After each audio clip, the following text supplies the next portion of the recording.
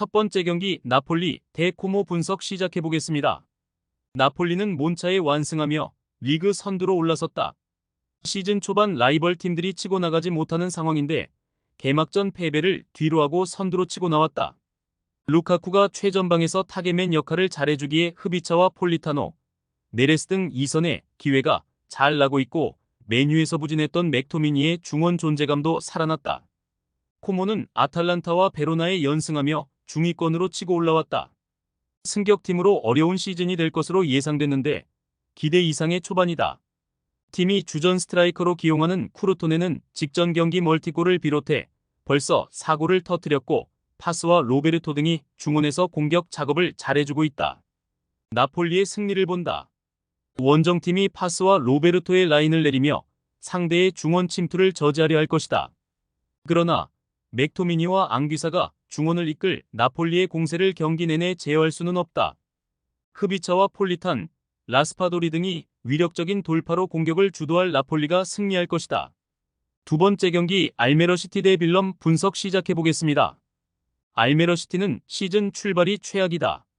호벤과 트벤테 등 강팀 상대로는 홈에서 5골 이상을 실점하며 패했고 최근 3경기 연속 득점이 없다. 코넬리우스와 기욤 등을 이번 시즌 전 영입해 중상위권 도약을 꿈꿨는데 전혀 경기력으로 나오지 않고 있다. 타이리와 하예 등 수준급 중원 미드필더진의 존재감도 아쉽다. 빌럼은 승격팀이지만 안정적으로 에레디비제에 연착륙 중이다. 최근 위트와 호벤 등 선두권 팀에 연파하긴 했지만 2승을 챙기며 중위권에 위치해 있다. 칸 바센과 산드라, 두데만 등 최전방 공격진이 기회에서 마무리를 잘해주고 있고 메이벨트는 공수의 연결고리 역할을 하고 있다. 접전을 본다.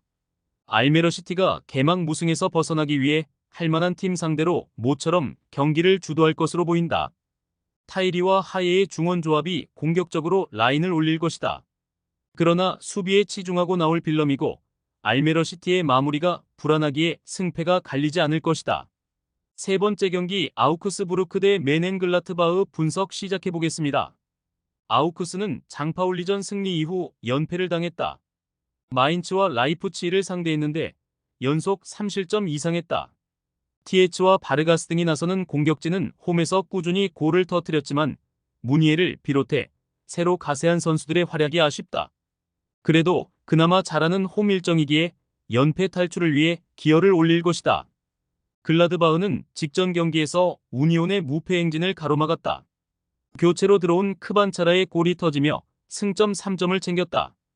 부진했던 상황을 타개하기 위해 오프 시즌에 전력 보강에 힘을 쏟았지만 출발이 좋지 않았는데 분위기를 전환할 계기를 마련했다. 바이글과 슈테거는 중원에서 수비를 보호하며 공격 전개를 잘하고 있고 클레인디엔스트의 존재감도 확실하다. 글라드바흐의 승리를 본다.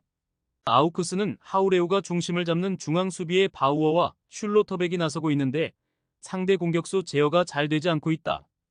플레와 은고우모우가 공격을 이끌며 기회를 만들 수 있고 스켈리가 빠른 발로 상대의 허술한 측면을 허물 글라드바흐가 승리할 것이다.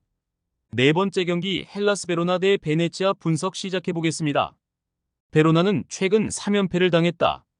토리노와 코모 상대로는 2골씩을 터뜨렸지만 원하는 결과를 얻지 못했다. 때문에 승격팀 상대로 나서는 이번 경기에서 승리하며 떨어진 팀 분위기를 끌어올려야 한다. 그러나 전력 누수가 있다. 팀 공격진에서 가장 중요한 선수인 수슬로프가 이 경기에 징계로 나서지 못한다. 아민사르와 두다 등이 최전방에 나설 캐스퍼를 지원해야 한다. 베네치아는 제노아전 승리 이후 나선 로마 원정에서 패했다. 2경기 연속골을 기록한 포후얀 팔로의 선제골로 앞서갔지만 후반 역전을 허용했다. 그로 인해 강등권을 벗어나지 못하며 세리에 순위 경쟁에 고전 중이다.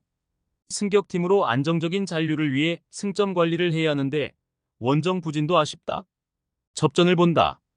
베로나가 연패 탈출을 위해 홈에서 경기 내내 공격적으로 골을 노릴 것이다. 그러나 수슬로프의 이탈로 인해 원하는 공격 전개를 하기 어렵다. 라조비치가 측면 돌파로 기회를 보겠지만 수비를 두텁게 하고 나설 원정팀 상대로 승점 1점 추가에 그칠 것이다. 다섯 번째 경기 마르세유 대 앙제 분석 시작해보겠습니다. 마르세유는 지난 라운드 경기에서 스트라스부르에 패했다. 개막 무패를 이어가며 리그 선두인 파리를 맹추격 중이었는데 일격을 당하며 3위로 내려앉았다. 그래도 이번 시즌 합류에 에이스 역할을 하는 그린우드를 비롯해 와이와 무파이 등 이적생들의 활약이 좋고 콘도그비아가 중원에서 팀의 전체적인 조율을 하고 있다.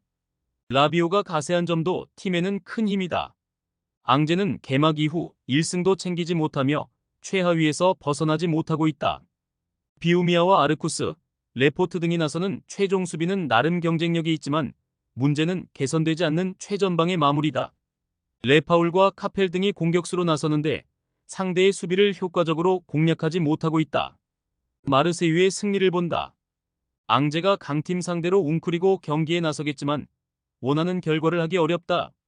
특히 마르세유는 해결사 그린우드 외에도 하릭과 라비오 등 중원에서 공격 가담을 잘하는 선수들이 있기에 언제든 기회 창출이 가능하다. 6번째 경기 레네가스 대 발렌시아 분석 시작해보겠습니다. 레가네스는 최근 5경기에서 승점 2점 추가에 그쳤다. 원정 연전에서 연속 승점 1점 경기를 하긴 했지만 마요르카전 패배를 비롯해 홈부진이 컸다. 안정적인 잔류를 위해 세바스티앙 알러와 타피아, 로지에 등을 영입하는 등 제법 투자를 했는데 아직은 결과로 나오지 않고 있다. 그래도 타피아와 시세의 중원 영향력이 점차 보이기에 반등을 노린다. 발렌시아는 이번 시즌도 좀처럼 치고 나오지 못하고 있다. 직전 원정 경기에서는 소시에다드의 3골을 허용하며 패했고 2경기 연속 득점에 실패했다. 그래도 지난 경기를 통해 팀의 주포인 우고, 두로가 복귀했기에 반격을 노리고 있다. 고전 중인 원정이기에 수비 위주로 경기에 임하며 두로와 리오자를 앞세운 역습으로 승부를 볼 것이다. 발렌시아의 승리를 본다. 홈팀은 셀타의 중원 중심이었던 타피아를 영입해 볼란치를 맡겼지만 원하는 경기력이 아니다. 페페로와 길라몬 등이 압박과 패싱 게임을 이끌 발렌시아가 밀릴 이유가 없다.